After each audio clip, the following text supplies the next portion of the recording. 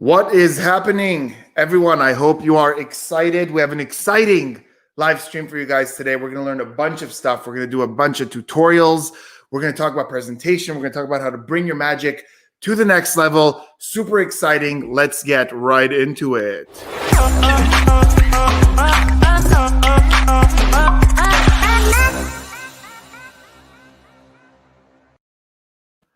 Well, there it was. I seem to be having a bit of a lag. This is very...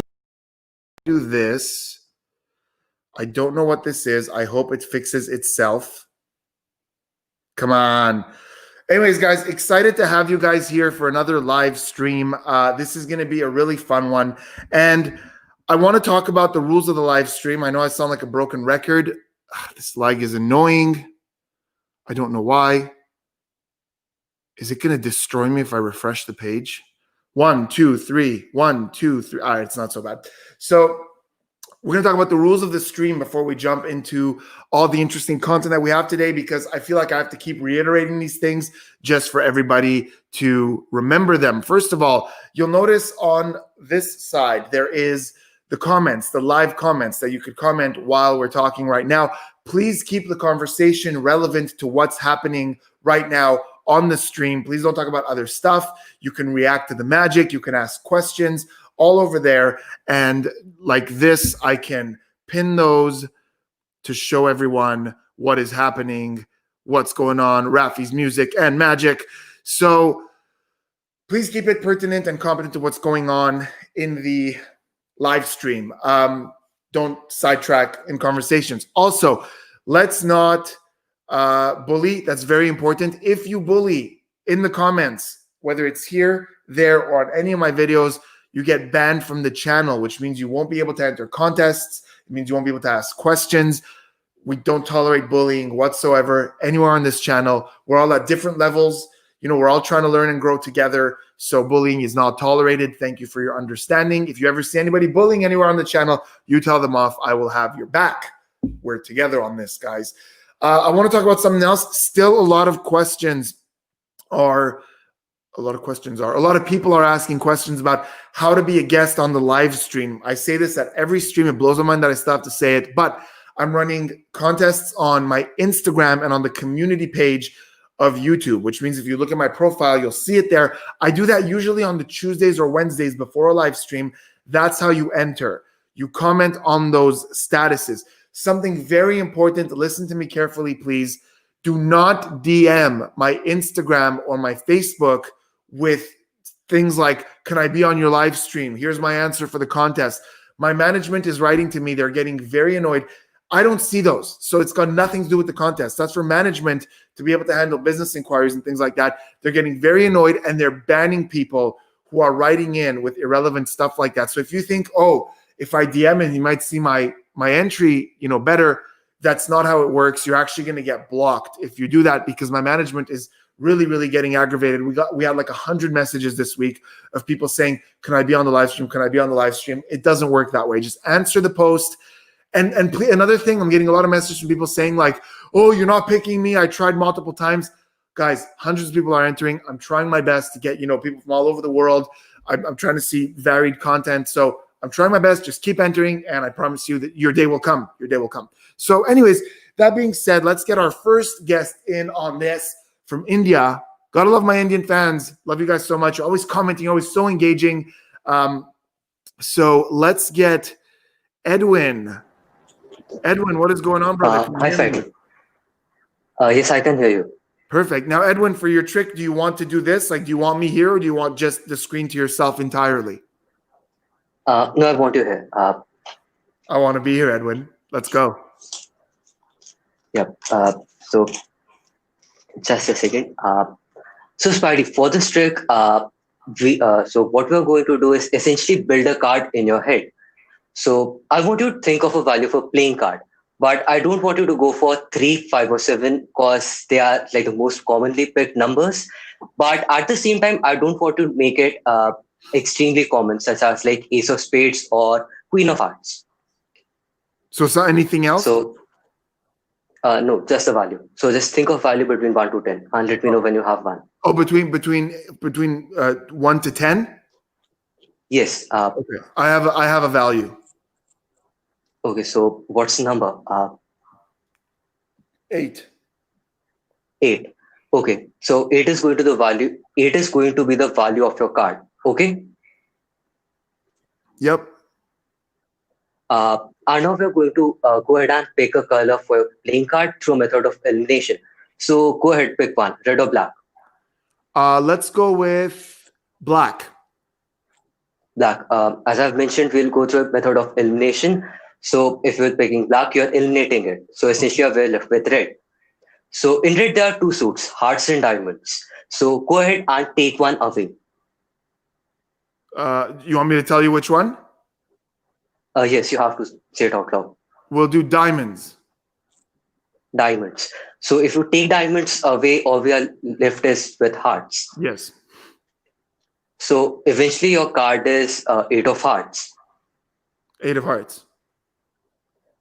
So keep that card at the back of your mind. Okay. 8 of hearts in the back of my mind. Got it.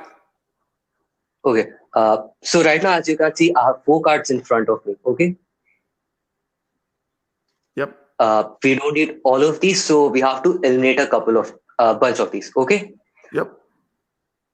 So go ahead. Name any two numbers, like 1, 2, 3, and 4. Go ahead. Name 3. any two numbers.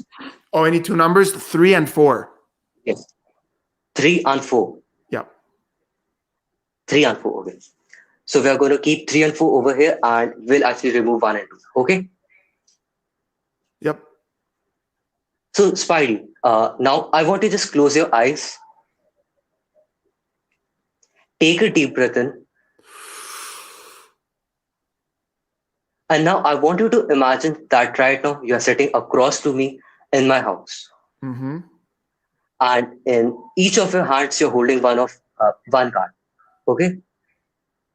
So I want you to go ahead and give one card to me. The card on your left or the card in your right. Okay. So if you actually like, open your eyes for a second. Sorry, give me a sec.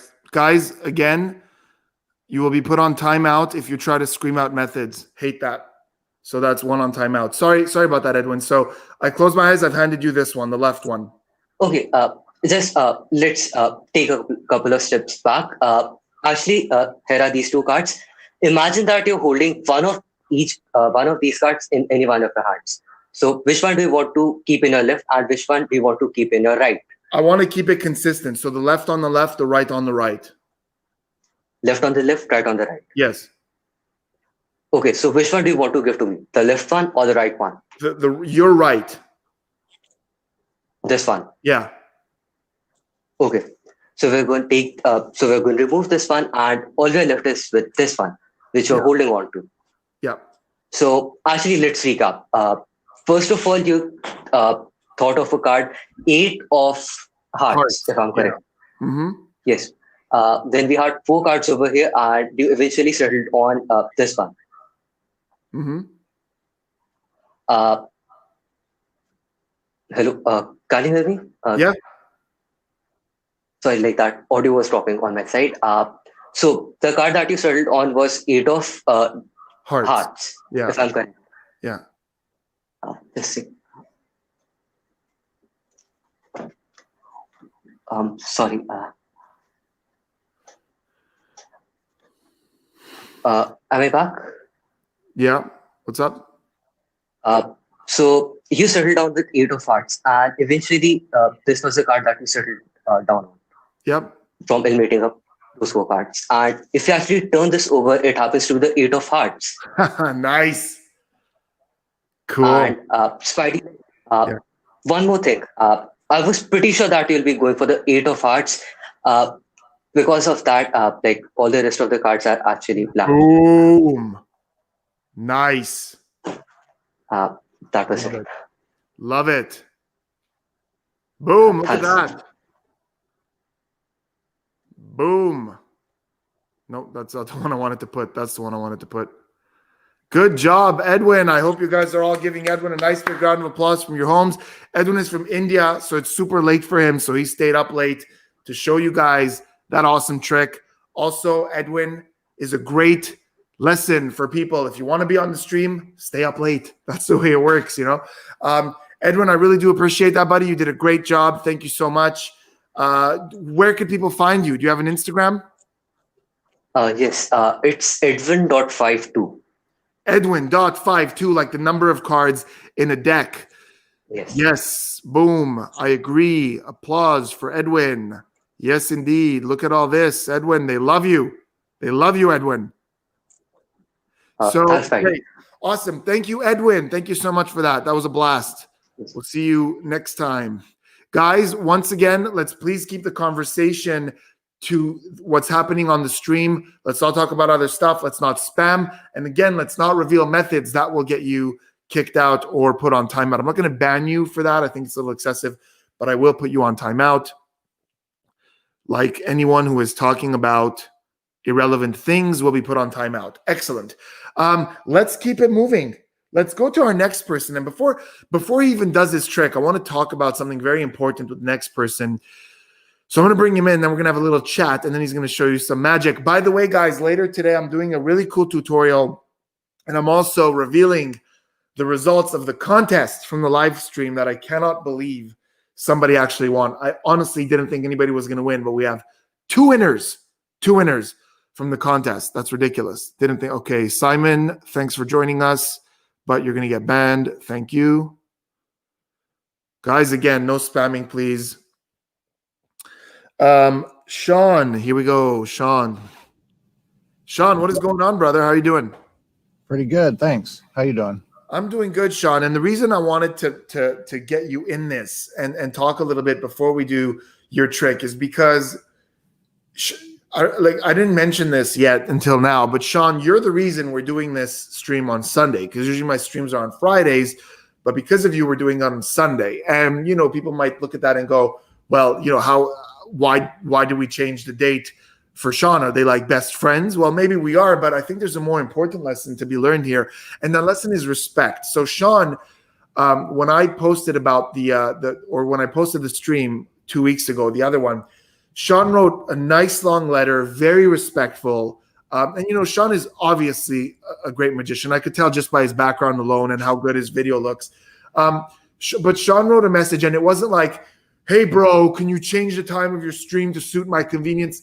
It was the most respectful thing I've ever read in my life. And it was, Spidey, big fan. I'm going to keep watching your lives. But, you know, for me, it's hard for me to be there on Friday. I unfortunately can't watch it when you do it because of work and such and such. But what I'm trying to say is this. There wasn't this sense of entitlement of like, change your schedule to suit me. Like you wouldn't believe the number of messages I get in a week of people saying like, oh, I can't make that time. Do it at this time instead. Like, come on now. So, Sean, because you were respectful and because you were kind and because you took the time to say how much you appreciate the content and that you're going to come back regardless and watch the videos, but you would love to see one live. So if maybe one day I could do one at a time where you can join us, I changed the time, put on a day that you could do it, and now you're a guest. And the reason I'm saying this is I want you guys to understand that sweetness will always get you more than this sense of entitlement that is so present on social media nowadays. When I see a message that starts with, hey, bro, and then demands something of me, I immediately ignore it. So all I'm saying is a bit of respect gets you a long way. And Sean, you are living proof of that, my man. So welcome to the channel. Super excited to have you here. And Sean, I am excited. Do you want the screen all to yourself or do you need me here? I need you here. And also, again, thank you so much for doing that. I do really appreciate it. Absolutely, man. Like you know, I honestly love my subscribers. When you guys comment and say, you know, I did the trick you taught and it's getting great reactions. Like that's the reason I do this. Like I don't love filming. I do it for you guys. I want to be in touch with you guys. I want to show you guys great content and I want to see your guys' magic, Sean. I'm excited. So when I get like these really annoying messages from people who are entitled and like demand things of me, it makes it like, I really don't want to do this anymore. But every time I get a guy like you, Sean, reminds me why I do this. So thanks for being here and thanks for being so kind. Let's see it. All right. Move my camera down here a little. All right. So the way this trick is going to work, it's going to basically use a little bit of your imagination and your subconscious. All right. So the first thing I'm going to do is I'm going to pick a card out of here that I think is going to be just the right card for you. Okay, and I think it's going to be that one right there. Now, I'm not going to touch this card again until the end. In fact, I'm not going to touch it again at all. All right, so a little bit about subliminal messaging. Most of you probably know what it is, but for those that don't, I'll give a quick example. So like back in the 50s, when you used to go see a movie, in between the frames of the movie you were watching at the theater, there would be a quick flash of a message that would say, "You are thirsty." And most people, well, nobody could see it. It was such a quick flash, but your eyes take in so many things that they save in the back of your brain. So you don't always remember everything you see, but it is stored somewhere in the back of your mind. So, and that goes on today still in music and movies. There's always some sort of subliminal message in there. So that's kind of what we're going to do today. And what I'm going to do is use this deck of cards, and I'm going to riffle through them real quick. Now, you may see a few cards as I riffle through, but I don't want you to think of any of the cards you see, because it's not that kind of trick. If you were to say a card, there'd be a 1 in 52 chance that this was the card you name, of course. But I want to try to plant a card into your mind. Okay. So I'm going to riffle through here real quick. I'm going to do it 2 more times. Okay. Now, you may not have seen a card. Maybe you did.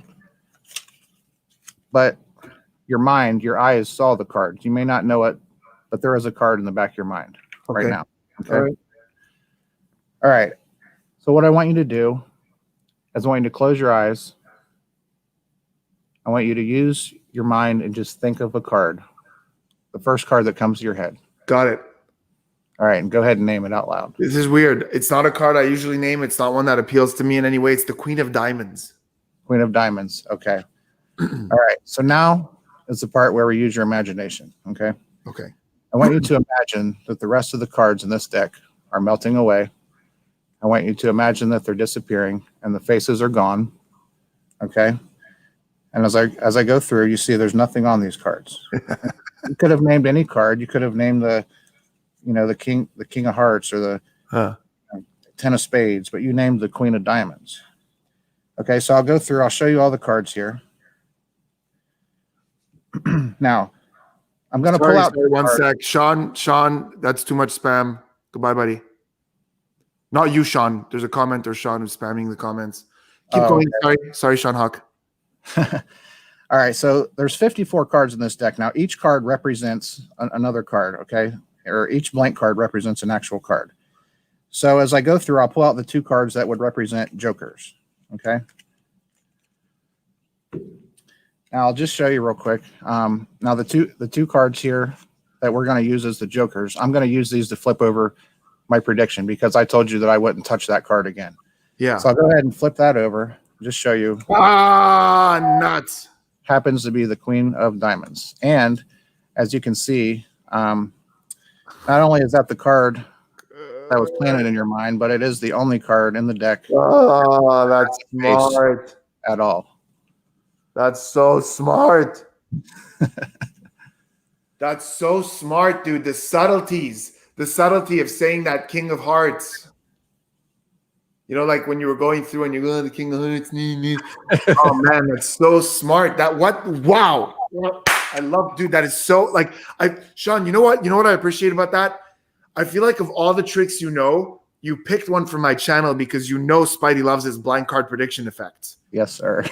Dude, that is so good. And you know what? I feel like it's close to the tutorial I did 2 weeks ago with remember, I don't know if you saw that one with the Katarina with the Hofstadter Force, which is great, but this one had a free choice. I could have named any card, and the presentation of subliminal messaging. We'll talk a lot about presentation today. We have a special guest coming up for you guys who is the master of presentation.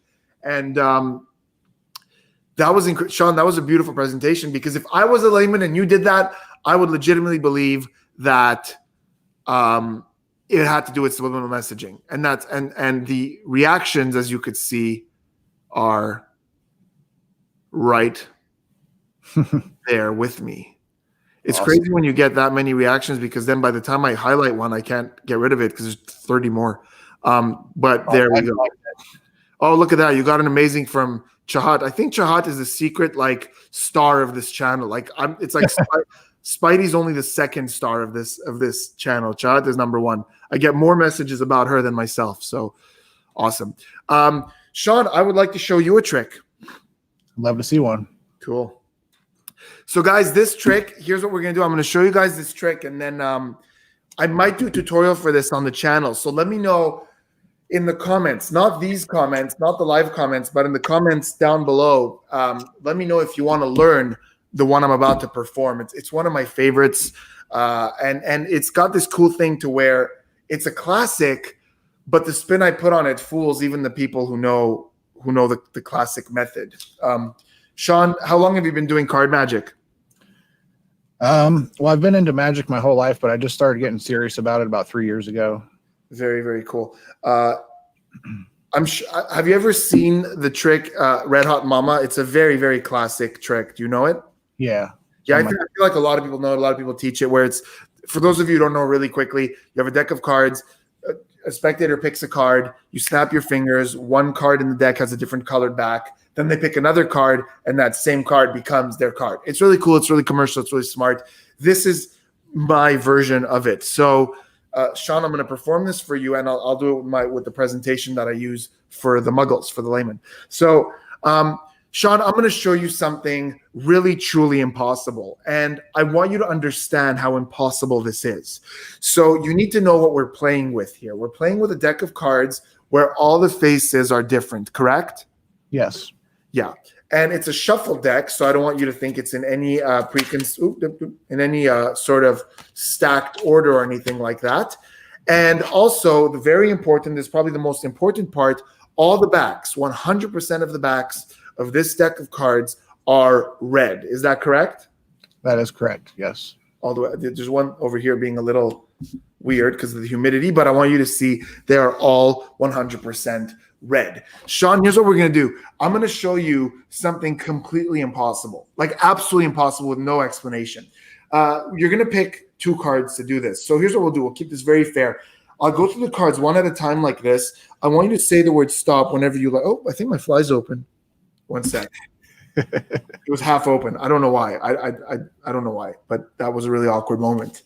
Welcome to Spidey's channel, guys. Sean, I'll go through the cards like this. You say stop when you like. Stop. Right there. Now, do you want the one in my left hand or the one in my right hand? The one in your left hand. This one over here. Yes. So that'll be the first card right there. And then we'll just get the next one to be the second card. So you said stop at a random location. That was extremely fair, not forced. And we have 2 cards. So here's what we're going to do. The first one, I'll just show it to you. This one, I'll look away so I don't know what it is. Can you see that card? Yes. Can you remember it? Yes. Okay, remember that? I don't have a monitor or anything like that, so I promise I'm not cheating in any way. So we'll put that in the middle of the deck. We'll give the deck a couple of cuts. And the second one, we're going to go a little bit further. It's okay if I see the second one. It's the 9 of diamonds. You can see that, right? Yes. You're going to tell me a word to write down on it so we make this unique. Usually I would have you sign it, but just name any word. Hawk. Hawk, your last name. Hawk.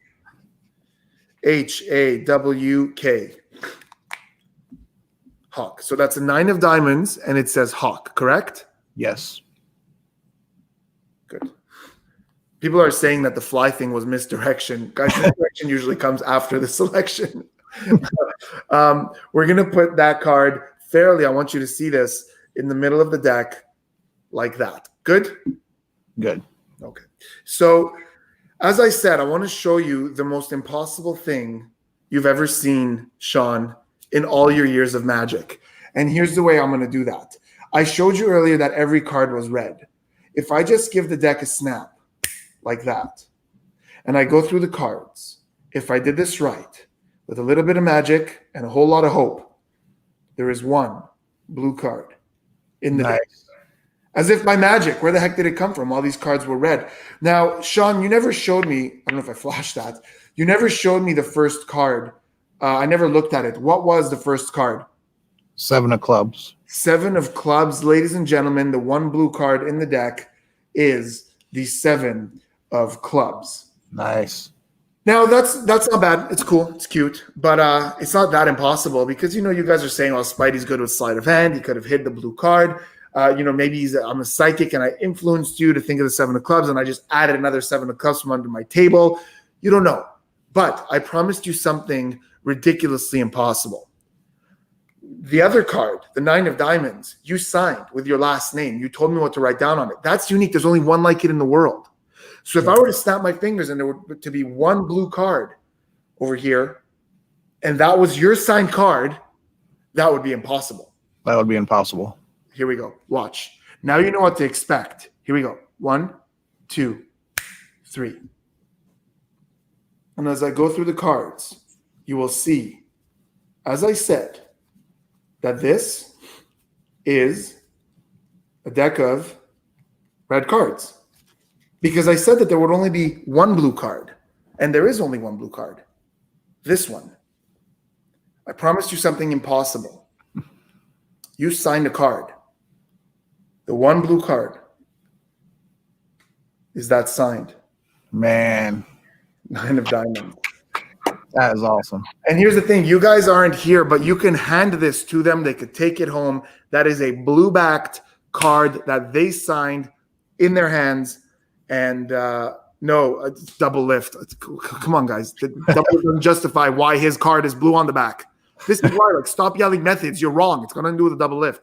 So that right there. That was amazing. Signed, blue-backed. Nice. So, yeah. And, okay. So someone here thinks they've got to figure. I love this. I love when people think they're one step ahead of you. They don't realize they're 30 steps behind because someone here thinks he has the answer by saying double lift. Guys, you're missing the point. A red card is signed and it becomes blue.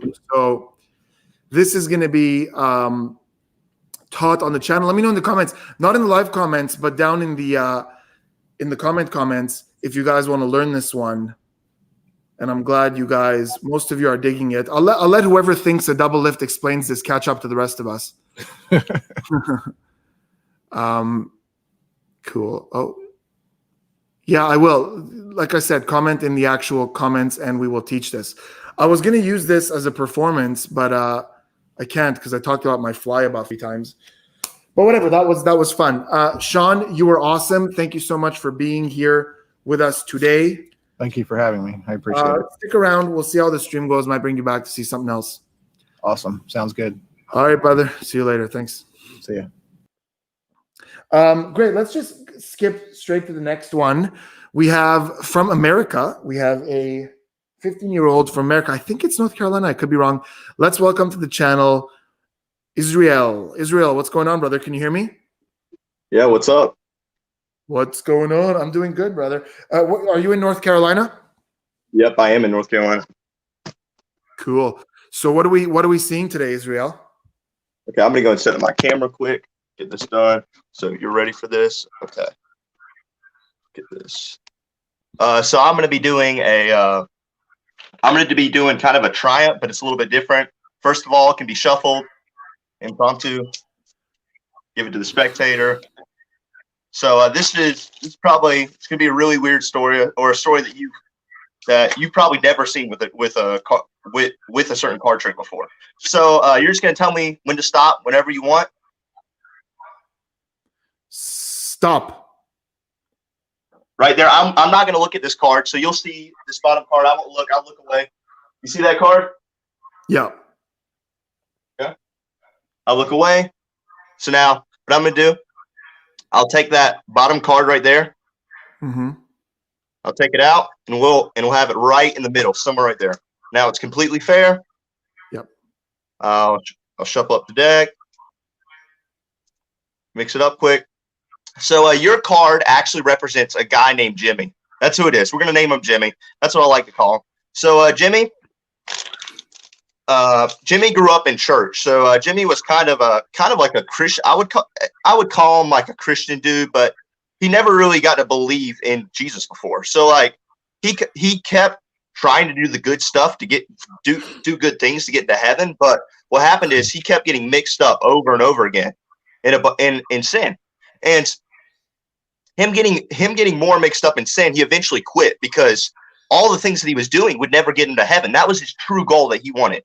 But he never could do it because all the good things that you do, him obeying his parents, him giving to the poor, those things couldn't get into heaven. They thought he could. He thought that they could, but they never could. And you see, he kept going and going and going, and then eventually he just quit. He was like, I'm quitting on this. I'm done with this. This won't work out. So he got mixed up in drugs. He got mixed up in the wrong things, and he got mixed up in sin, and that's the bad stuff. And as he got mixed up, he didn't know what to do. And eventually, guys, he got so mixed up. Look at this. He got so mixed up that the cards were back to face and all over the place. See, some cards are back to face like this. Some are back to back. And then some are face to back, just like that. And then eventually he learned about the good news about Jesus and about who he was. And he decided to believe in him and trust in him by him dying on the cross and rising from the grave. And he believed in that. And look, guys, watch this. He was lost in all of his sin, but now he is found right here. This card right here, the only card. That's my card. Jesus magic. For this face up. Yep. Jesus turned over a card. Cool, man. That's so cool. That was it. That's cool. I like that. I like, listen, I don't talk about this too much on the channel, but we all have different belief systems. But Israel, you're using a trick and a plot to, talk about something that you believe in that means something to you. Yep. That's great. Good stuff, man. Yep. Thanks for joining us. That's cool. Where do we find you? Are you on Instagram? Yeah, illusionary specialist, my username. Also, yep. So thank you for this opportunity, Spidey. It was a great opportunity. Of course, man. Anytime. So thanks for that trick. That was that's a great. We're going to talk a lot about this later of how you can adapt, classic tricks and give it just a twist, like a presentational twist or a story, and you make it brand new and you make it your own. So that was a great example of that. We're going to bring that up later. Thanks, Israel. Thanks for that. Yep. Thank you. Boosh. Okay, let's talk about. Oh, okay. I want to do a tutorial for you guys. So tutorial time. That's what magic is, telling a story. I completely agree. Yeah, see, this is as an atheist, I find that presentation really great. I agree, Murshid. I also identify as an atheist, but whenever you can use magic to talk about something that's meaningful to you, that's great. It doesn't. We don't all have to agree on. We don't all have to agree on. I think we're especially now in a time in the world where there's so much disagreement out there. So people are disagreeing, but as long as you're respectful about it and other people's opinions, and so many people on social media are like forcing their opinions down other people's throats.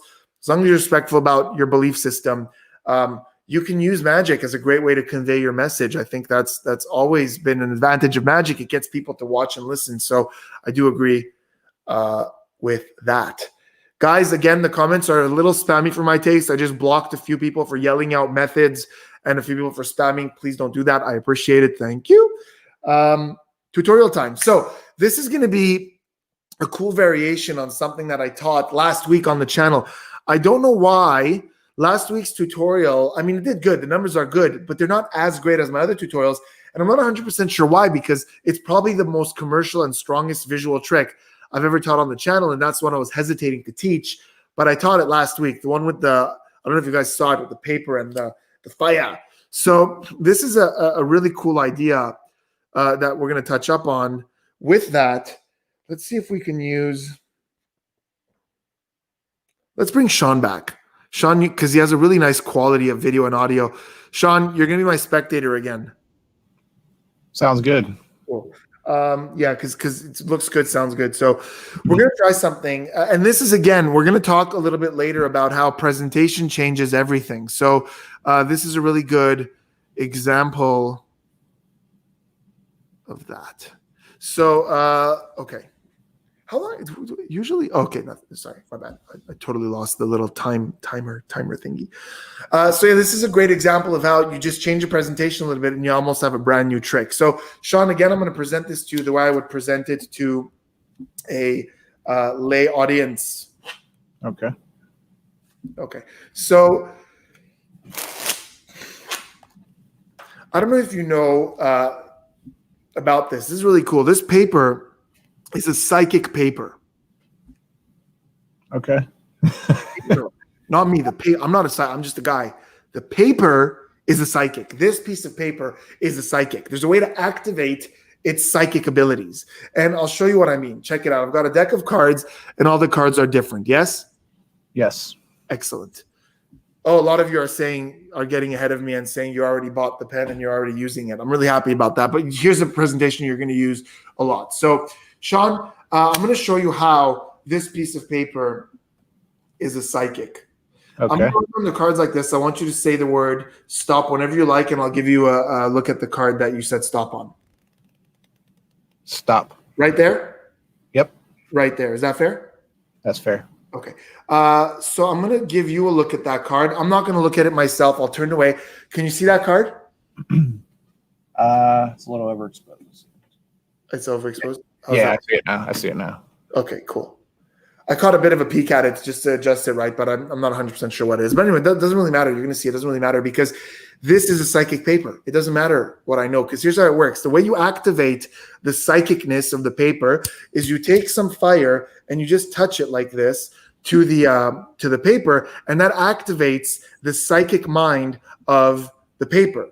So let's see what your card was. I'm going to show it to everyone. It was the 8 of spades. See, it doesn't matter if I know because this isn't my trick. This is the psychic papers trick, and it knows that your card was the 8 of spades. Nice. Because it's a psychic.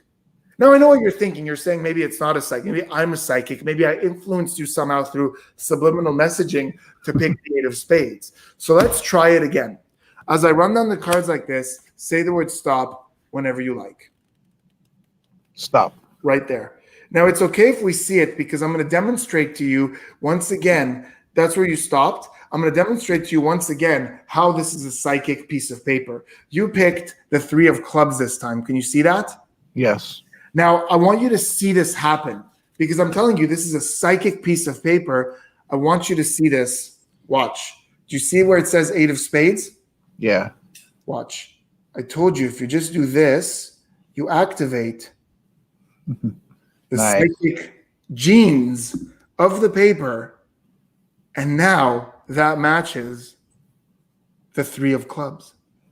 Heck yeah.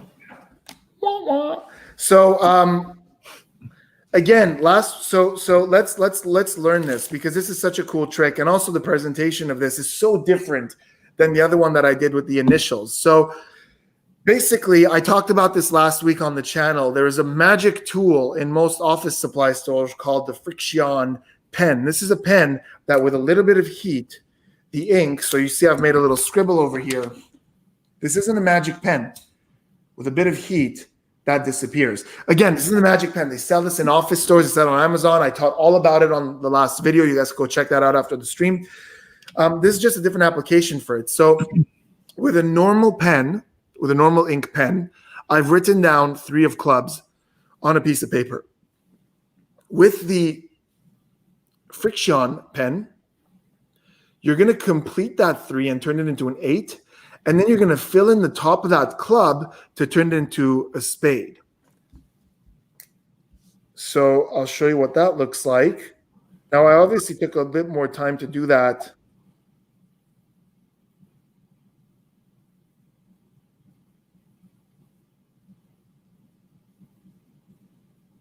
I don't want to take too long here, but basically you'll get the idea because I'm not really taking too much time to fill it in, but you'll get the idea. Also, the paper's still hot a little, so the ink isn't sticking as well. But if you fill that in, you've got what looks like an 8 of spades. In this case, you can still see the club a little bit, but you're never going to put it in their face like this for too long. You're just going to show it to them like this. But basically, you have this really cool prediction that looks like an 8 of spades. So basically, you're forcing. I forced twice the card. Most of you should know a card force at this point, but what I used was one of my favorites, which is the riffle force. And you just basically keep a break. So I've got my 8 of spades on top because I need to force that. Keep a cut, keep the pinky there, riffle down, they say stop. And instead of opening up where they said stop, my thumb opens up from the back. And that's the 8 of spades. So that's one. And you make this claim that the paper is psychic. So if I just, now the first one, I barely touch the paper because I don't want it to actually work yet. So I do this like this, and I go, look, it activates the psychic genes. And the paper says 8 of spades. Now you do it again. Now you got the 3 of clubs ready on top as well. You force that one as well. Say stop. They say stop. Open it up. And you could show this. Doesn't matter if you see it, 3 of clubs. And you say, I want to show you the psychic genes being activated. I want you to see as it happens. And now they visually see that prediction morph. As you pass the lighter over it, it transforms. Oops, just a little. Into the 3 of clubs. Awesome. So yeah, someone's saying put it on the YouTube channel. It is on the YouTube channel. If you look at the last video I posted, it's all about this pen and how it works. This is just a different presentation on that. Sean, thanks for being my spectator. Hope you guys enjoy that. I'm glad a lot of you are saying you got the pen. Great. Yeah, see, there's so many people who said this that they already have the pen. And they didn't even know that it does this. Like, because these are advertised as pens that you can erase, but people don't know that the fire erases it or heat erases it. So, yeah, I was so happy to see that some of you already use the pens, but didn't know you can use it for magic. Sean, thanks, buddy. Thanks for being my spectator. No problem. Thank you, Chahat. Oops. Can I teach how to run a virtual magic show or a virtual magic show? Maybe we'll talk about that. That's interesting. It's smart. Oh, yep. Did you come up with a trick or just make some changes to a similar trick?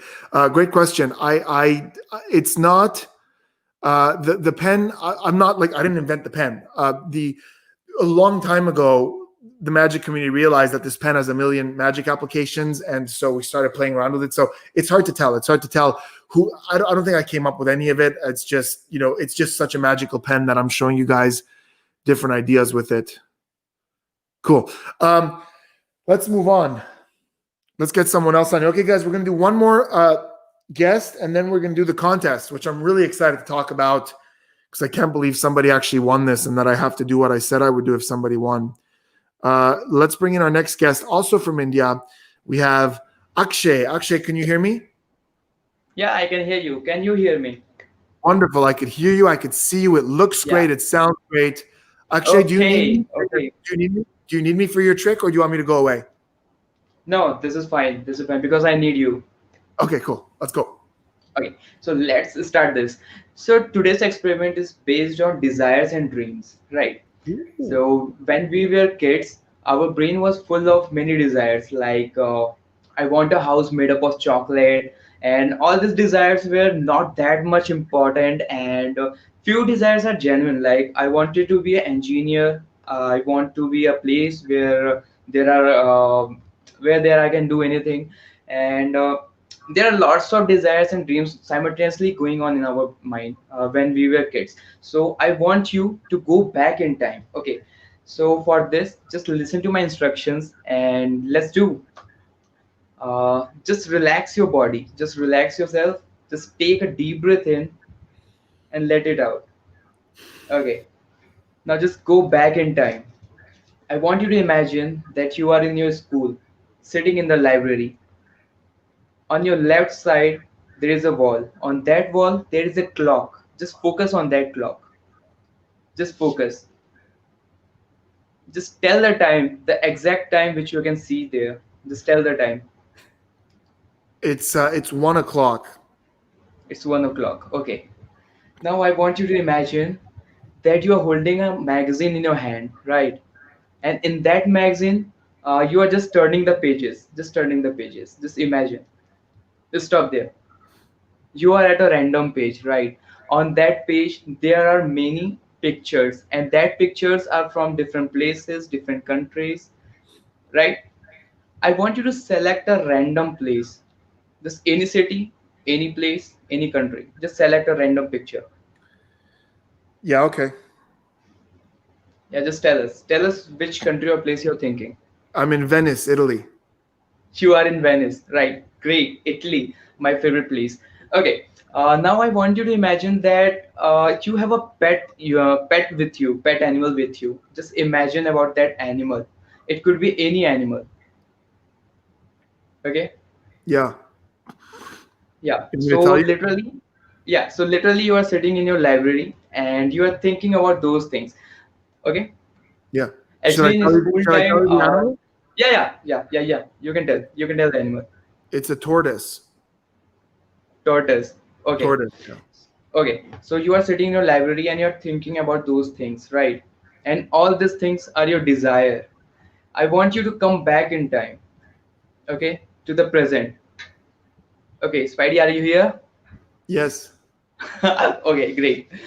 I will show you something. From the starting of this live session, behind my back, there is an envelope lying here. Ah. Can you see this envelope? Yes.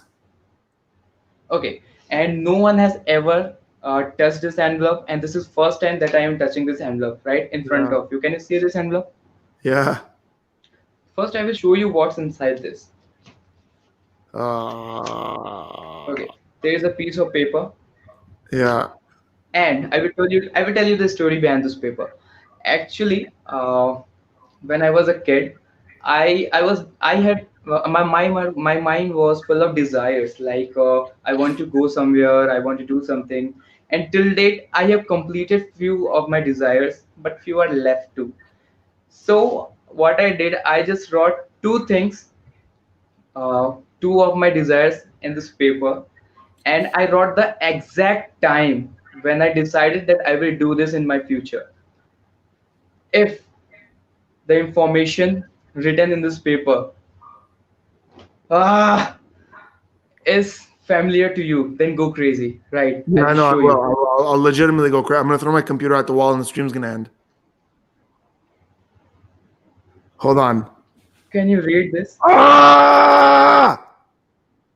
Yes. Oh my God, man. Sheesh.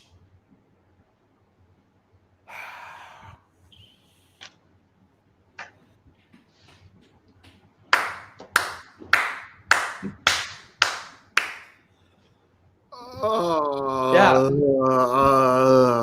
Oh my God. So here's the thing. I'm trying Actually, to put this whole effect actually this the- whole effect is mine, and I have created this effect, and I hope you enjoyed this. And the oh my people, God. and I can Yeah, see the comments are going crazy. People are going crazy in the comment box. I can see this. yeah, absolutely. And it's well deserved. Let me tell you guys something. And actually don't give too much away, but somebody commented earlier that this is similar to something else I've seen or that we've seen.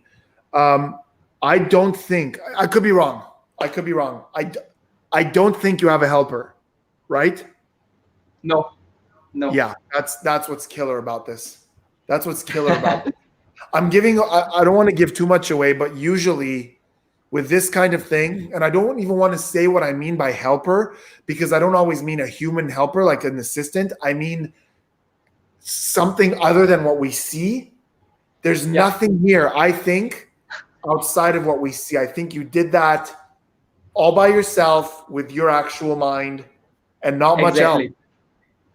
Exactly. No switching off envelopes, no Yeah, switching no, I off know. paper, nothing. That's it. That's all we're saying. That was incredible. Would this work on everyone? Yes. No, wait, that's not the one. Oh, wait, somebody said they have this shirt, the Muppets. I love it. Sick shirt. But somebody said it's just going crazy. I'm trying to. So this is the one. Would this work on everyone? Yes, it would. This isn't. He didn't use psychological or some sort of guessing thing. This would work. He could do this to you, and you could say different things, and it'll work again all the time. Amazing, Akshay. That was freaking beautiful, man. Thank you.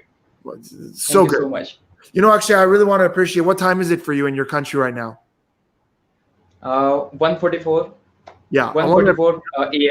Yeah, I really appreciate you guys. You know, again, I get a lot of messages, people saying, "Hey, can you do the stream at a different time?" But actually, I really appreciate you staying up to be part of the stream. It means the world to me, and you did such a great job. So good. Where do we find you? Do you have an Instagram? Yeah, Akshay Singh Magic. You can search any social media platform, just Akshay Singh Magic. Okay, All you right, can so there find it is, guys. His name, Akshay Sin Magic, and you will find it. So perfect, dude. That was incredible. Stick around. I'll talk to you after the stream, man. That was beautiful. Thank you. Thank you so much. We're gonna have our guest soon, and I know his mind is already twisting with a billion ideas with what you just did. Good job. That was inspirational. So do a tutorial. No, guys, again, we don't take requests for tutorials. I say this at every stream. Stop every time I perform something, or every time somebody performs something, tutorial. I decide what I teach. I think I teach great stuff on the channel, but you got to stop asking for tutorials every time anybody performs anything. Okay, let's talk about the contest. So 2 weeks ago on the live stream, I did a contest, and I'm going to talk about that, and I'm going to bring our last guest in.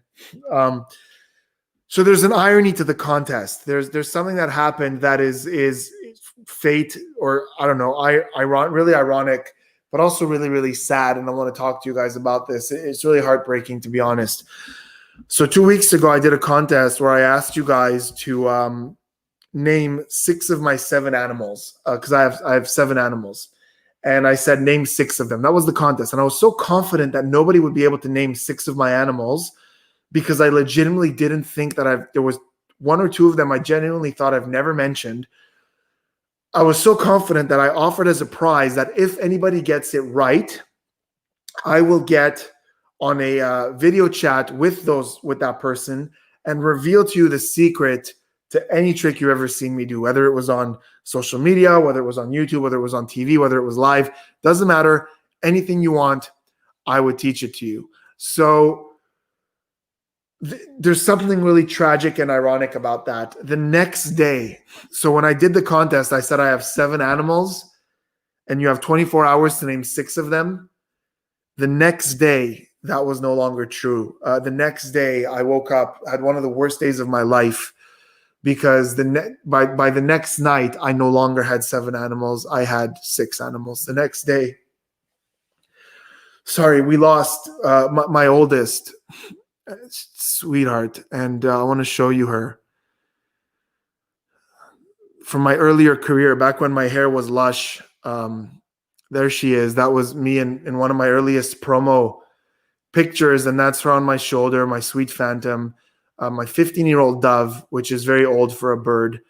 The next day, she left. We had a really bad day. She woke up. I don't want to get into details. We took her to the clinic, rushed her to the clinic. It was really bad, but yeah, it's crazy. I don't know how things like this happen. You know, it's okay, guys. Thank you so much. It really means the world to me, your sympathies. And she was such a sweet bird. She was my first one too. And anyways, doesn't matter. All this to say, it's just crazy how I did a contest about my animals, and the very next day, I didn't have 7 anymore. I had 6. Whatever, you know, it's really sad, but she was such a great bird. She had such a great life. So thank you so much for all your sympathies. But let's talk about the contest that I didn't think was winnable. So I said I wanted you guys to name 6 of my animals. The reason I said 6 is because one of them I know for a fact, the 7th, my 4th, or one of my doves, I've never talked about. I've never named her out loud. I've never said her name anywhere. And I'll show you right now all these animals to say what the contest was and who the winners were. But her name is Wonder, and there she is in her cage. That's one of my doves, Wonder. And I know I've never said the name Wonder at any point on social media, which is how I knew nobody would be able to name all 7. It would be completely impossible to name all 7. So that's not an option. Wonder would not have been an option. So I said name 6, but I still thought 6 is really impossible, because I also don't ever remember talking about my 2 other doves. I did once on my personal Facebook ages ago, and I didn't think anybody could get it, but 2 people did. Only 2 people were able to name 3 of my doves, not Wonder, because I've never said Wonder. I gave a clue during the live. I took one of my wands. Where the hell is it? I guess I didn't realize that fell over. Where the heck is Snape's wand? Oh, this. So I took this during the last live, and I said the owner of this wand, the last name is one of my animals. This belonged to Severus Snape and Harry Potter. Now, some of you in your guesses said Voldemort. I don't know if that's a lucky, like just a random guess, or you made the logic that in the Harry Potter movie, Voldemort kills Snape. So technically the wand belongs to him. I don't know if that's what you guys did. If you did, that's really impressive. but I think it was more likely just a random guess. There's a few things I want to ask you. A lot of people guessed Harry. A lot of people guessed Spidey Jr., but a lot of people guessed Justin. I want to know where Justin came from, and I want to know where Mr. Bigglesworth came from, because a lot of people guessed it. So in the comments, not in these comments, but in the actual comments, I want to know where your guesses came from, because Justin, Mr. Bigglesworth, and Voldemort and Harry really confused me, and I want to know why. Here are my actual animals, though. So we have the doves I just talked to you about. There's a picture of them. We have cracker parties on Sundays, and that was the last cracker party where Phantom was with us, or one of the last ones. So that's at the bottom, the brown one, that's Snape, named after Severus Snape. Next to her is Raven, the one with the black dot on her shoulder. That's Raven. And I don't know how anybody could have known that. And then Phantom is next to her, and then Wonder is at the top. Then we have Michelangelo, my tortoise. I talk about him all the time. He's been in my live videos. He's in my virtual show. So that's Michelangelo. He's all over the place in my social media. So I knew that one was easy. Venom is also very easy. I talk about her a lot. She's been in a lot of my vlogs. My newest addition to the family is Nimbus, right there. So that's Nimbus. And this one, I gave you guys a clue on Instagram that same night. So my 7 pets on the day I did the contest were Nimbus, Michelangelo, Venom, Snape, Raven, Phantom, who's no longer with us, and Wonder. So those were the correct answers. In the comments, let me know where you guys got anything else. But that means that 2 people got it right. And one of them is, I don't know how to say this. I think it would be Archsenon or Arxenon. I'm not sure. But that's correct. Michelangelo, Phantom, Raven, Snape, Venom, and Nimbus is correct. And then we have Belema or Belima. I'm not sure. But Michelangelo, Venom, Phantom, Raven, Snape, Nimbus is correct. I owe you guys a video chat, the 2 of you. So reach out to me on social media, because you guys have won something that I didn't think anybody was going to win. And I'm really curious to know where you guys got the name Raven, because I've never talked about Raven. I've rarely talked about Snape, but I gave you guys a clue. And you didn't get Wonder, and Phantom was on one TikTok. I want to know where you guys got Raven. That's the part I didn't think anybody would get. And I also want to know from you guys where you got all the other names, particularly Mr. Bigglesworth and Justin. Justin came up a lot. Where did Justin come from? So let me know. Spidey, Potter, and his army of pets. Yeah, they're all named after Harry Potter characters. It's kind of ridiculous. So let me know in the comments down there where you guys got your guesses. I want to see if any of the winners are watching, because your comments are like pouring in like crazy. Yeah, they're cuties. Oh, I see. So someone here is saying that somebody made it up and everybody just copied them. Cool. All right, well, let me know. Let me know in the comments. Guys, I am ready for my last guest, and I'm glad you guys stuck around, because my last guest is really, really special to me, and you guys are going to learn so much from him, as I have. You know, I love to learn from my friends, and this guy, you know, I've learned so much from this guy about presentation. So I'm going to tell you my history with him and then introduce you to him. So a couple of years ago, I don't know if it was 5 or 6 years ago, a friend of mine from the local community, the magic community where I live, came to the magic shop where I used to do demos. So we're talking a long time ago, maybe 7 or 8 years ago. And he brought with him somebody whose name I'd heard, but I'd never had the joy of watching perform. And the guy was in town because he was doing a show that night at a local theater. And I went to the show, and it was one of the only times in magic where I could probably, and this isn't, I'm not taking anything away, I recognized a lot of the tricks in terms of method or in terms of trick. But it was one of the only times in magic where the presentation of it had me extremely emotional. I was laughing. I had tears. I was on this emotional roller coaster. It was such a beautiful thing, because that doesn't happen very often for me in magic, because so many people focus on the trick, on the method. And here was a guy who was using methods that had his own twist on it, but the beauty of it was the way he incorporated it into a story that was just an amazing experience. We kept in touch. We became really good friends. And he came back for a second show several years later, And I took a bunch of friends with me because they just had to see it. And again, the beauty of the storytelling and the presentation, I wanted to bring him on the channel to talk to you guys about how, a lot of you guys say, oh, I can't buy this, I can't buy that. With a deck of cards, you can move mountains. With a piece of paper and a pencil, you can move mountains. The trick doesn't matter. The way you present the trick, the way you connect with the audience. And he's going to tell us all about that and how you make your presentation so much better. So I'm going to give him an introduction, and I'm going to bring him in. I'm going to read the introduction. A first-generation American of Spanish and Salvadoran descent, Christian Cajigal, that's his name, Christian Cajigal, splits his time between San Francisco and New York City. Pre-pandemic, he was a magician at Speakeasy Magic, hosted by Todd Robbins in New York City. And he's the owner of the San Francisco Ghost Hunt and co-founder of Fog City Magic. He's an awesome guy. His show is incredible. He's one of those guys where he doesn't spend too much time posting online. I think he should, but his live show is such an experience. So we're going to bring him in, Mr. Christian Cajigal. How are you, my friend?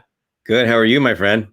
I'm doing great, dude. I'm so excited to have you on the channel because, like I said, and I hope you don't take this as an insult when I say that when I saw your show the first time or anytime I see you perform, we're basically looking at classics. Like a lot of what you do is classics in terms of the root of the trick.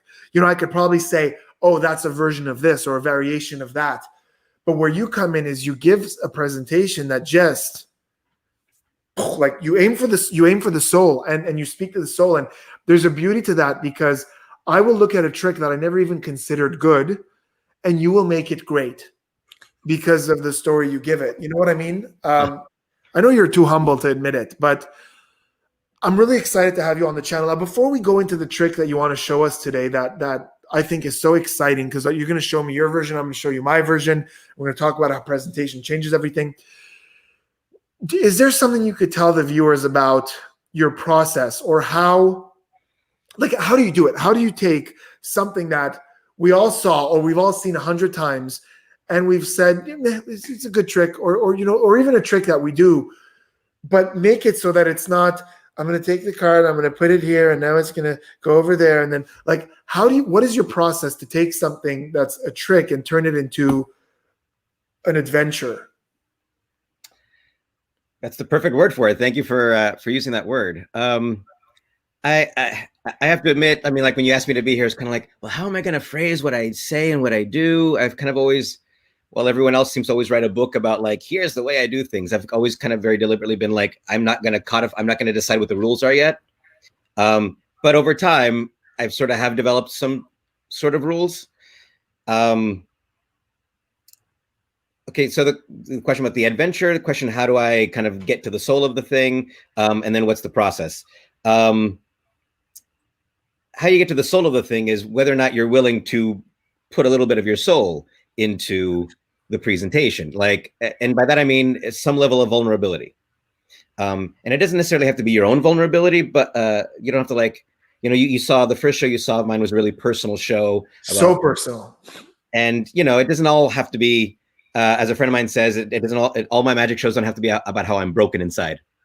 Yeah, that's for musicians. Right. But, it's like, books, movies, songs. We love those songs because they speak to our emotional side. So how can I'm always trying to find a way to tap into, reveal something about myself or to get you to tap into some side of your emotions that you haven't tapped into with a piece of magic whenever I can. And that's not normal for we typically get into magic because we want to have power. Yeah. Low minds feel superior. Right.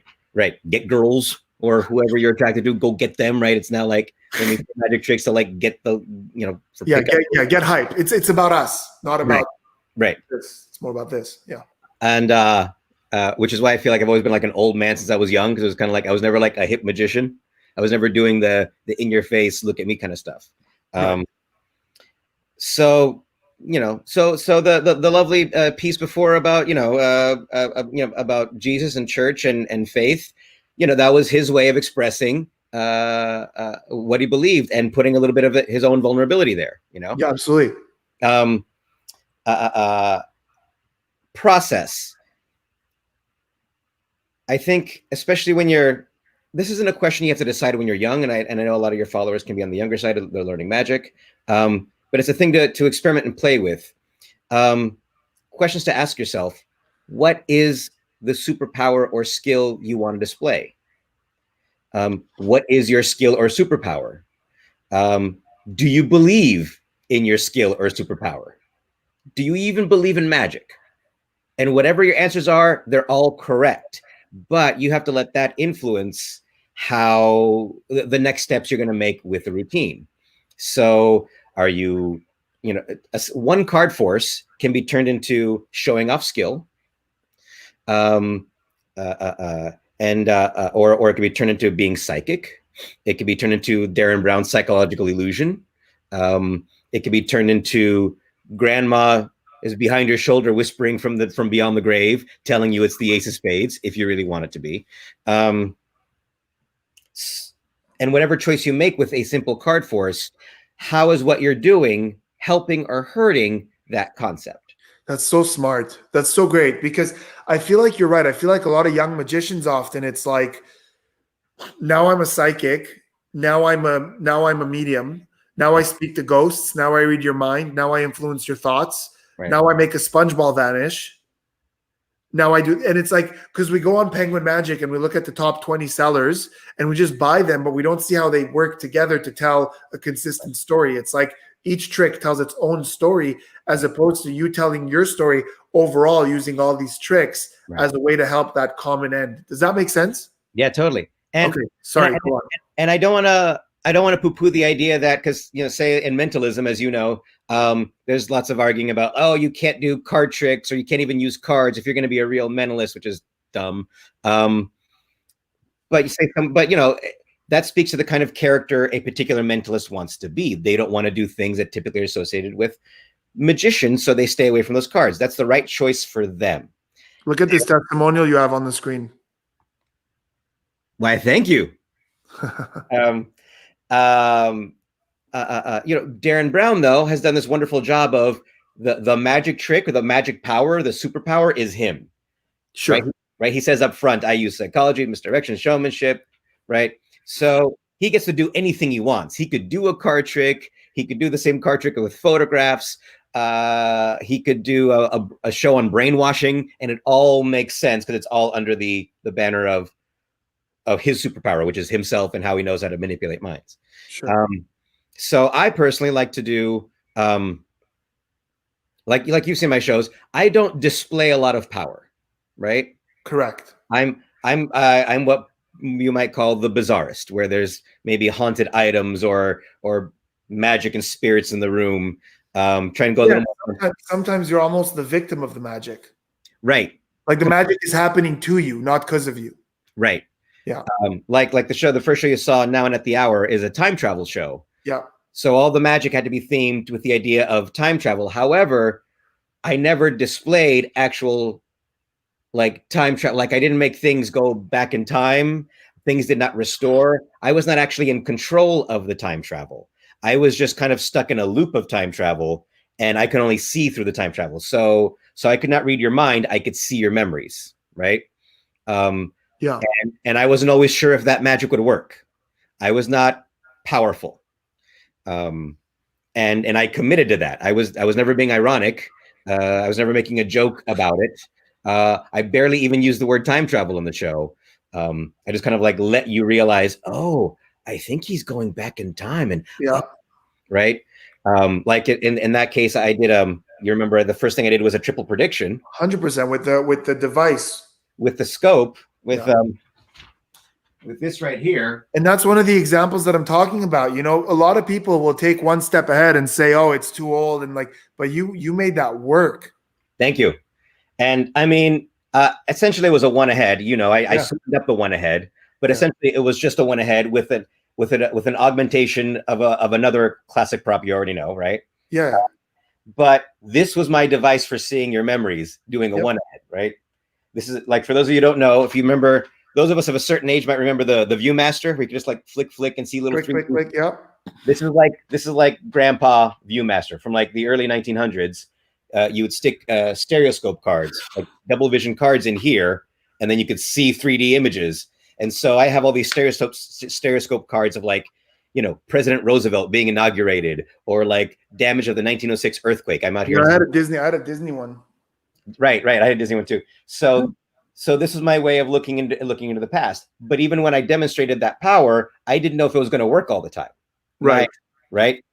That was the way I committed to acting it. But I couldn't read your mind. I couldn't see your memory without me having to like stick a special card in here and sit there and stare at you while I do this. Right. Yeah. And I committed but to that. That makes all the difference. That makes all the difference between like, I'm going to make a prediction and like, this is the process. Like, this is what I'm doing. Right. Darren Brown uses the term faux sense. Faux sense. Right. Or faux sense. Right. And I love that. So I mean, I can show you one right now that is not necessarily about me, my power. Maybe it's about your power. I like to do things where maybe the audience also taps into their own abilities. Yeah. I try not to do a lot of struggle mentalism, where it's kind of like, oh, I think it's this and I think it's that. Yeah. I like that stuff, but it doesn't fit the kind of magical world I try and create. Yeah. It's funny you're saying this, because deciding who your character is and what your character does is such a big part of mentalism, especially mentalism. I think even more so than magic. And every now and then I'll get a criticism on my YouTube or my Instagram where people go, oh, Spidey's not believable as a psychic. He doesn't focus enough. And they don't realize, and this is I'm happy it's few people, not too many people. They don't realize that that's entirely by design. Right. I thought about it for years. I thought about it, and I didn't want to be the guy who goes, like, I didn't want to be that guy. Because here's the thing. My claim on stage is that reading minds is not real. Psychics are not real. Right. So if I'm saying that and then I'm struggling like an idiot, where's the consistency of that? Why am I basically tell my audience, this is all tricks. This is all psychology. I want them to know that, because my goal as a mentalist is to say, we can imitate incredible things.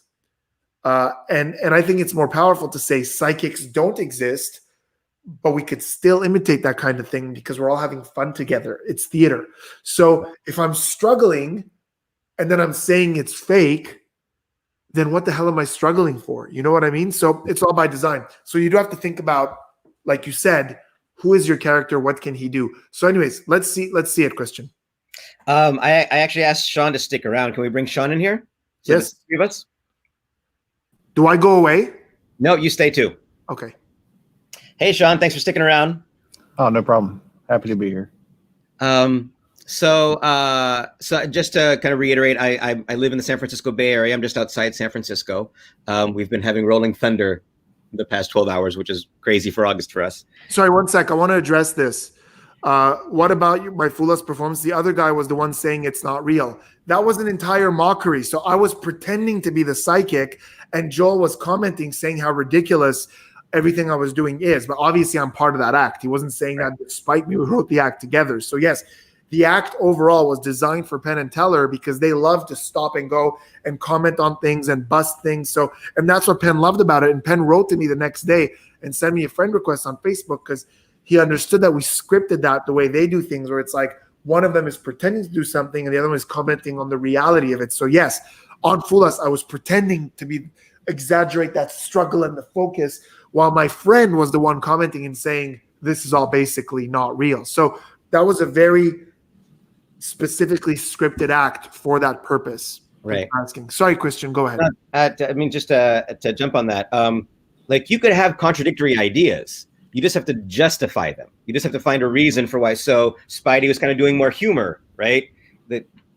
So he's not trying to actually be the struggle psychic where he's trying to divine something. He's kind of making fun of the idea. Yeah. And that fits with his style, with his character, his persona. I think Luke Germain calls it his guy, or gal, or whatever gender you wish to identify with. It's like, when you do magic, how do you do magic, and is everything kind of consistent with that, in that world, shall we say? Everybody walks in with their own little world, and you might have different lands in that world that have different sides of you. You just have to justify them when you present it. You just have to let us know what's the context these worlds exist in together. Sure. This one is one where I try not. Again, I try not to display power. I hope it's sort of about them, us, the universe, kind of vaguely bigger. So I'm out in San Francisco, outside of San Francisco, and by the Golden Gate Bridge, we have the Presidio National Park. It used to be Ohlone indigenous land. It was then owned by the Spanish when they took over. Then when America came in the mid 1800s, and and it used to be a military base, and there's a museum, a free museum you can check out where they've excavated all the land around the Presidio next to the Golden Gate Bridge, and they have found indigenous artifacts. They have found creepy old dolls, and the favorite thing for me was this right here. This is a fan of cards, a poker hand, a losing poker hand, ripped in half. So apparently, before you chip off to war, you would play one last hand of poker. And if you lost, you ripped your hand in half to ward off bad luck for good luck. And of course, Spidey, you knew this totally like spoke to my heart, playing cards and games and luck, chance, fortunes, and whatnot. So it kind of inspired this routine. Sean, if you were forced to choose, what do you believe in more? Luck, chance, or fate? I would say chance.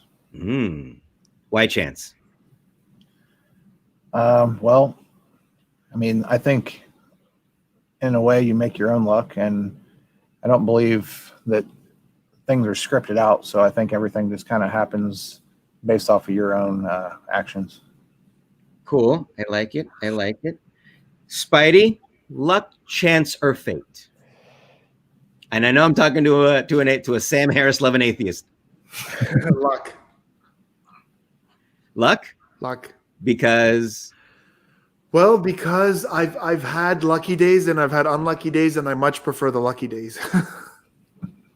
fair. And it's just stuff happens, right? Yeah. Okay. Well, gentlemen, I have here something special for you. I have here a handful of luck or chance or fate. I love it. This is a pack of playing cards, but it's only half a pack of playing cards. These are ripped up playing cards. I will explain why they are ripped up this way in a minute. Now, this is close-up magic, so let me give you a bird's eye view. Voila. Ooh. Look how fancy I am, Spidey. Yes. I can do streams too, you know. Wow, you should. I know. Okay, now normally you'd be here doing this with me. You'd be picking up these cards. We can't do that. So, Sean, I'm going to be your hands. Sean, Okay. do you want me to shuffle these cards or not? Yes, shuffle. Do you want me to cut them or not? No. Spidey, shuffle or not? Shuffle him up, buddy. Spidey's been to Vegas, you can tell with his shuffling. Look at this. Do you want me to cut them or not? Cut him up, buddy. Now, I'm going to pull out two just for the two of you. Sean, give a good look into the camera. Let me get a good sense of you. Okay. Sean, I think. Sean, I'm going to go. I'm going to go with, just to annoy Spidey, I'm going to go with his least favorite card. Queen of Diamonds. But that'll be for Sean. Spidey, I'm going to save you. I'm not going to give you your least favorite card, but I'm going to give you the one that I associate with you the most. Jack of Hearts. Cool. I'll take it. All right, now Sean. I'm going to deal down through these cards one at a time. Okay. At this pace, at this speed. And whenever it feels right to you, whenever you like, just say stop. Stop. Mm-hmm. Good job. Sorry, let me give you the better view. Spidey, just like Sean did, whenever it feels right to you, whenever you like, just say stop. Stop. Mhm. Let's recap. I'm stuck behind my own name. Yeah. A bunch of choices have just been made that have led up to the condition that the cards are in right now. Spidey, you wanted to shuffle. Sean, you chose to shuffle. Sean, you chose not to cut. Spidey chose to cut. But let's take it a step further. The three of us all agreed to be here today. Sean, you wanted to join in. Spidey changed the schedule just for you, and then happened to invite me into this. If any one of us, if any one of the three of us made a different choice before tonight, this would not be happening right now. Very true. If someone made a different choice somewhere out in the world, none of this could be happening right now. But here we are, friends. All these different life choices leading up to this one little moment where Sean landed here and Spidey landed there. Remember, something real different could be happening right now. But this is what's happening right now. Oh. And it kind of makes you wonder. Was it luck? Was it chance? Or was it fate? Chills. Awesome. Chills. So good. A virtual round of applause for Spidey and Sean, everybody. Thank you both. So just going to throw up a couple of comments here. Thank you, Brendan. Thank you, Megan. So,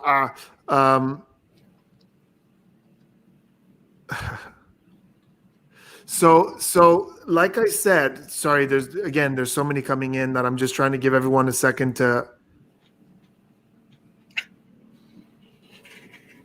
Thank you, Wandering Owl. Incredible, like just so many, too many to put. Anyways, this is such a great example again of how you took something that, somebody even mentioned Leonard Green's Stolen Cards, which this isn't. I mean, Leonard Green's Stolen Cards happens to use the same principle as this, but what I'm about to do is literally Leonard Green's Stolen Cards, my version of it. But all this to say, you take something that we've, some of us have seen before, some of us perform. Yeah. But you see most magicians do this trick and they go, okay, I've got a deck of cards. I'm going to go through. You say stop there, and then you say stop there. But just the fact that you go, do you believe in luck, chance, or fate? And then, every time you go, do you want to shuffle? And we go, yes. And you go, like that how interesting it is that you want to shuffle makes that almost unimportant decision, which most magicians would make about them, would be like, I don't care. I could shuffle. I could still do this if I shuffle. That's how good I am. Right. You don't make it about, look how great I am, even if I shuffle, because that means this. You know what I mean? Right. What you're doing is That's a different video altogether. Different video. What you're doing is you're saying it's interesting that you chose to shuffle because that decision could change the end result. It's got nothing to do with you and how amazing you are and how you can still do this. I want to share, Sean, we're going to say goodbye to you for 1 second. Okay. Christian, I want to, because I really want the viewers to understand how same principle could be completely different trick based on the presentation. So I want to share with you a trick that I do very regularly that relies very much on the same principle, and it's my version. I call this trick success, but it is my version of Leonard Green's Stolen Cards, which somebody mentioned earlier. I think mine is completely different. And again, it's a great lesson on how you could take something that exists, change the presentation, and you end up somewhere totally different. So I will present this to you the way I present it to the Muggles.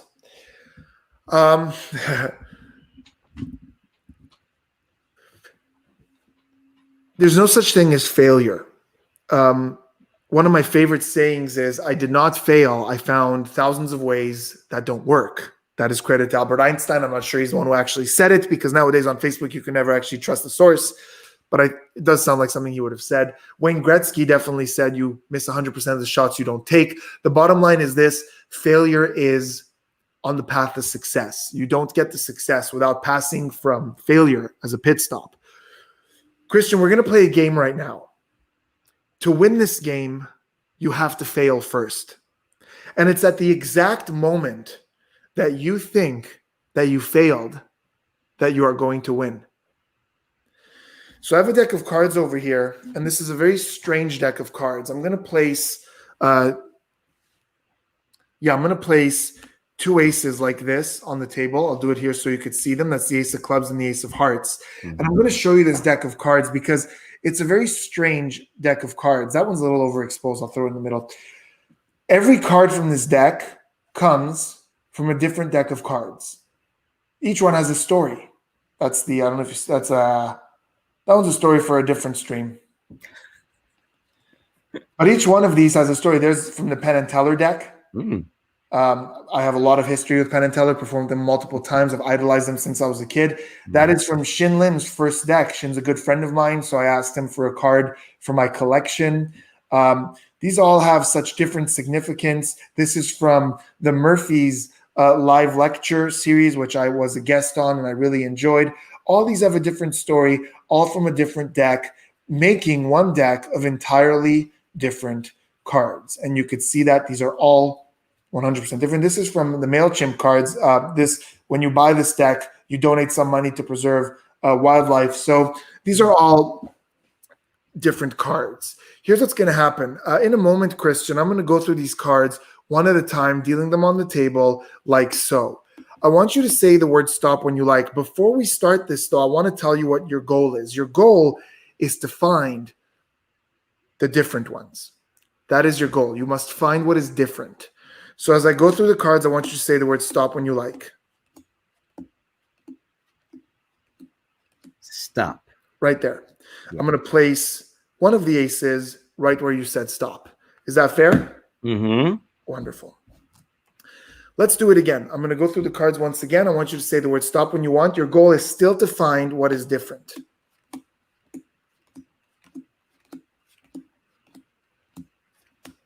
Stop. Right there, yes? Yep. I placed the ace exactly where you said stop. Mm-hmm. I'm going to spread through the cards. We're going to look at the cards that are facing where you placed the aces. So as I spread through,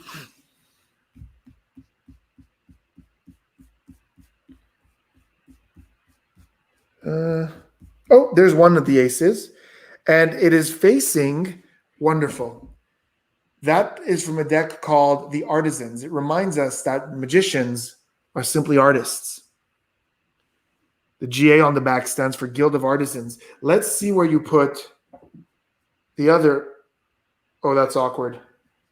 That is so awkward. Exactly in front of an artisan. I had forgotten that there was one card that came up more than once in here. But you know what's interesting? You not only found two cards that are the same on this side, but also the same on this side. These are all from the Artisan deck. And not only on that side, but on this side as well. You found the four aces. Nice. And Christian, that is a colossal failure.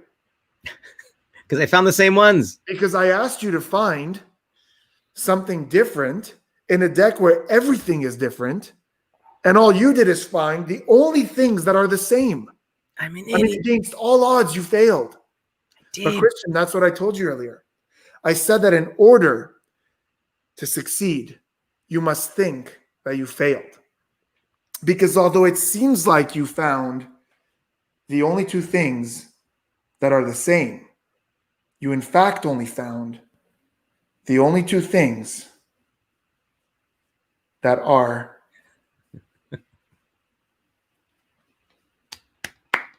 different. That's lovely. Success. That's lovely. That's great. Thanks. So that is basically, once again, thanks guys. Got a couple of people who seem to enjoy that. Oh no! I love Christian too. No, that one we could keep there. I love David Christian. Oh, David Copperfield. Look at that. It's The him. one and only David Copperfield. So basically, what you guys saw just now is, I wouldn't say the same trick exactly, because there are differences. You know, like I have all the 10 of diamonds and it's about finding the aces, but basically the same principle at the very least. I think Christian could agree. That was done twice. And the whole point is, you could take a trick. For example, I bought a trick called the Stolen Cards by Leonard Green, and you get this deck where it's all 10 of diamonds and all the backs are different. And I took a few out and I put in cards that actually have meaning to me.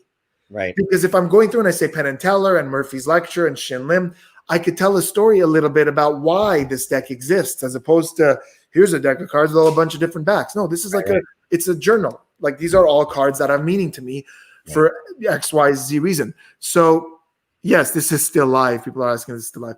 So we take the same trick and we do a completely different thing. For you, it's about luck, chance, or fate, and it all comes down to that last moment where you go, you got to wonder if it's luck, chance, or fate. And it's just like, it's poetry, you know what I mean? And in my case, it's more of a message. But guys, basically, I think the goal is stop doing magic that's like, okay, now I put this here and then that goes there, and then if I do this, that happens. And then it's okay to have one or two tricks like that in your repertoire where it's just like straight up mind-blowing.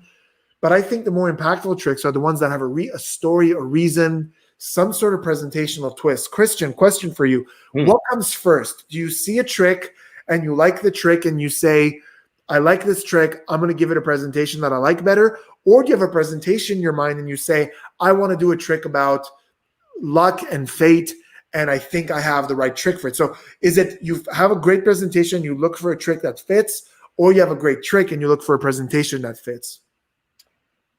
Yes. I don't pick one or the other as my typical way of doing it. If I'm focusing on a show and I'm trying to make another theater show like the ones you've seen, that tends to be maybe not script first, but concept first. So it's like I'm definitely going for, say, a magical theme, like time travel. Then all the magic somehow has to support the idea, and the mentalism has to support the idea of time travel. And what are the limits of that magic? And how does that define the tricks, the effects that I'm doing? Especially with the theater shows, there's the emotional theme. So with that time travel show, it was about regret, because to me, time travel is just regret is just the biggest form of time travel. We're sad about we're not in a different time, right? Or we're stuck in a different time. We're usually trying to figure out something from the past, or wishing we can go back to a time in the past. But when it comes down to, but I'm not against the idea of going for an effect or a trick that you like because you like it. But look at why you like that effect. Like, okay, you like the presentation. Maybe your hero on magic performed it. Maybe you like the method. Okay, cool. But there's something about that effect that's calling to you. So sometimes I will find myself for like a year gravitating towards a certain kind of effect, and I don't know why. And I'll just start doing it. I'll do it for friends. I'll just practice by myself, and it takes me a while to understand why, what from that I'm getting. So I think it's okay to be influenced by the effect, but understand why you like the effect. What about it is drawing you to it, and can you bring that out in the performance? Or sometimes like friends will say, "Hey, Christian, will you watch me do this effect in this presentation?" And I'll go, "You know what, dude? Your presentation idea is better than your effect." Absolutely. Right? But they're sort of stuck on the cool new thing that they got from Penguin, right? Or they got at the magic shop. And I'm all for supporting all brick and mortar, non-brick and mortar magic establishments. But it can be like, I kind of echo back to stuff you were saying before. Like, I've done most of my career on no money, especially the beginning stuff you saw me do. I could not afford the next cool book that was $100. I could not buy download after download. I would have wanted to do that. I mean, it's funny because that's the reason that I got a reputation as a mentalist, because in the beginning I wanted to do like, magic, but magic, the props are very expensive, whereas mentalism is like paper, envelope, pencil. So Right. I just found myself in my younger career doing more mentalism, Right. and I naturally went towards that. But anyway, I'm sorry to cut you off. Go on. No, absolutely. So I had to take the classic stuff that I already knew from my Tarbells and my practical mental and my 13 steps, Yep. and work with that. Two of my closest friends are David Parr and Joe Diamond. And David Parr, who won Fool Us with the bell thing that he did with Allison. So good. Presentationally so strong. Right? Yeah. He's big on like how much can he remove methodology from it, because he wants to spend time connecting with the person. Yeah. And I'm the same way too. A lot of more card flickers don't really like that, or they don't necessarily, they might kind of shun that idea. Like, why can't you have high skill and do the same thing too? I agree. You can have high skill and do the same thing too. I don't want to do that all the time. Because I want to be able to like know that I can just focus with you and me. I want to be able to like ask you those questions about why you believe in luck, chance, or fate. Try and have a real conversation with you for a minute or two, and not have to go, oh man, did I stack the deck correctly? Right.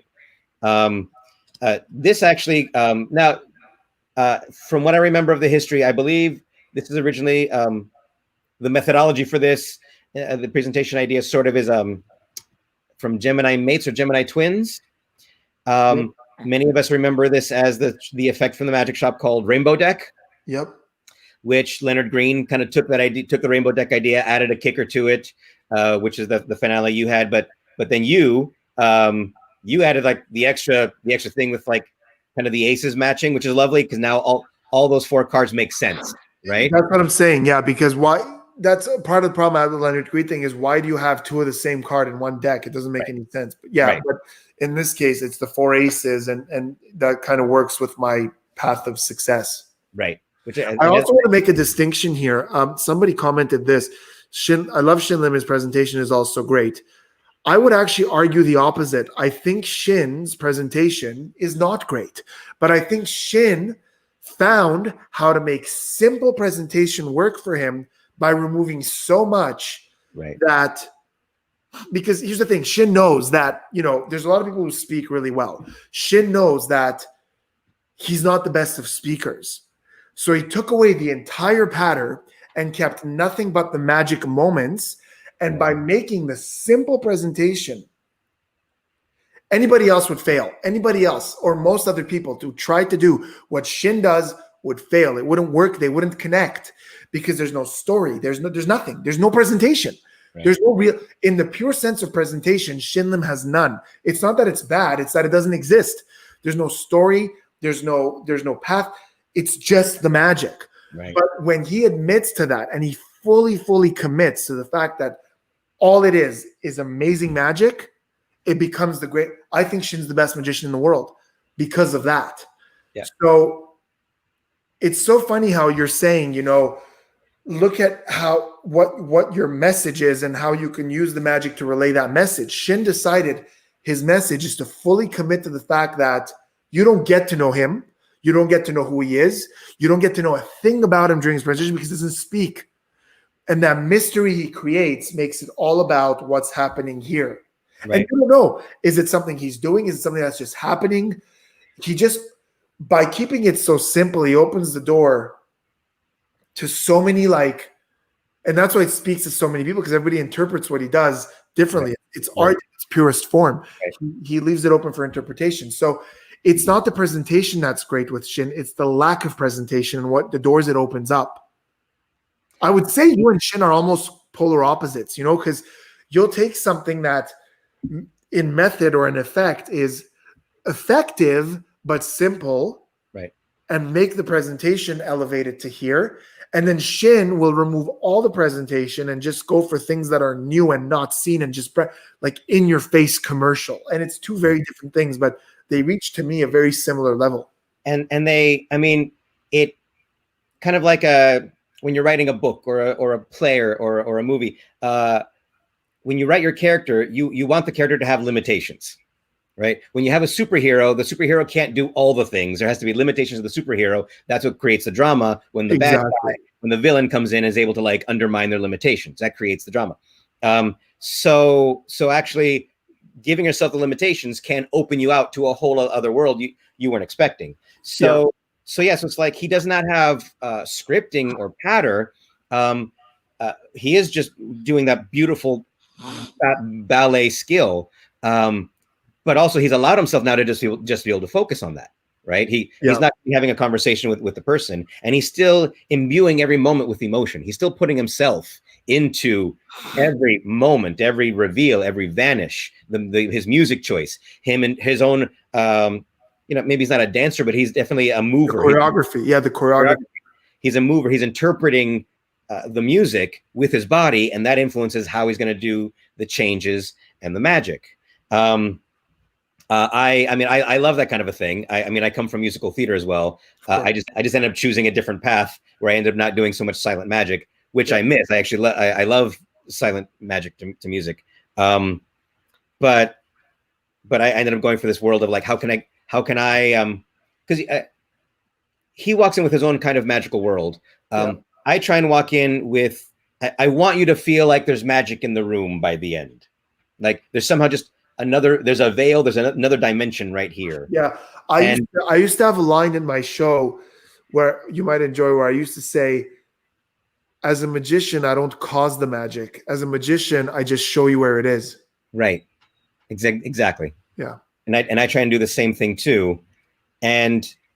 But where I'd say Shin and I are similar, I too am using my body and my emotions to communicate that idea of where the magic's coming from. And a great example of someone who does both is Teller, because Teller does tell a story without speaking. Right. Totally. You look at Shadows. Shadows would not be as emotional as it is if it wasn't telling a story. Right. Same with the little red ball. Same with his needles. Like it's all really beautiful presentation and storytelling without saying a word. And I think that's incredible. Right. No, but like you, he has a background in theater. And I mean, when I was growing up, the people that always grabbed me were like a young David Copperfield, where he would do his vignettes. Listen, sorry to cut you off. We have a French. La magie sous un autre angle. Sous un autre angle. Magic under a different angle. Bienvenue, mon ami. Il est français. Christian, show us some of your French skills. Oh, man. He used to come to Quebec a lot, so I know he picked up a couple of words. Oh, can I remember it? Our friend Vincent that you mentioned before, he translated for me the first 2 or 3 pieces of my close-up show, Obscura, and I did it at Quebec City Magic Festival, like way back. Cool. And so I actually did like the French scripts of 2 of my pieces, and I'm like, I have the cards right there, but can I remember how to say it all? Oh, is it the? You know what? You don't have to. One day you did the entire thing in French. You did the entire thing in French? I did like the first 2 or 3 pieces in French. Wow. Yeah. And what were the pieces? The My Color Monty with the tarot cards, the Gambler and Stranger. Yeah. Une carte sur la table, une carte en dessous. Trouvez la carte. Il était une fois un bon joueur qui avait plusieurs bonnes choses. Il avait vêtements élégants, voitures prestigieux, bijoux très précieux et très gros portefeuille. Wow, très gros portefeuille. It's a chain. Nice. Pour insérer portefeuille. Anyway. Good stuff. These are good words. Thanks. Oh, by the way, I think I should do a stream in French entirely. I think even those who don't understand, like, just want to hear me whip out the good French. That would be good. I just want to say real fast, this take on the Gemini rainbow deck thing with the half cards is by my good friend Joe Diamond. This was like this is in his book Journal of Alchemy, which you can find online.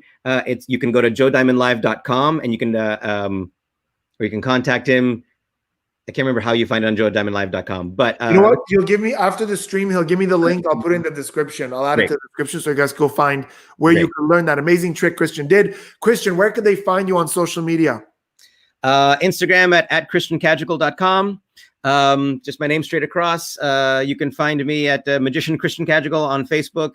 And those are the main 2 things I use. I'm pointing right to it, right there. Christian Cadrigal on Instagram.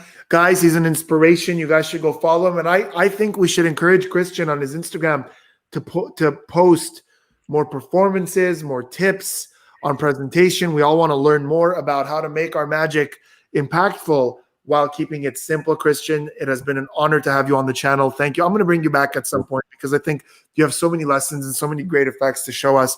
So hope you guys enjoyed it. Guys, let me know in the comments. There's a few things I want to know from you. First of all, what did you think about this? What did you learn most from Christian? I want to know, because I think it's more important things like this than learning the tricks. I've taught you guys, like in the last 2 months alone, I've taught you guys like 8 tricks. You know enough tricks. Focus on the presentation. So let me know in the comments, what's your one takeaway from our friend Christian? Second, I want to know, for those of you who entered the contest, some of those names, Justin, Mr. Bigglesworth, where did you guys get those names for my pets? I don't know where those came from. And 2 of you won. Get in touch. I owe you guys some explanations. Christian, thanks for being on the channel. Thanks for watching, everyone. I will see you guys next week with another hot tutorial. Have an awesome week. Stay safe. Right. Peace.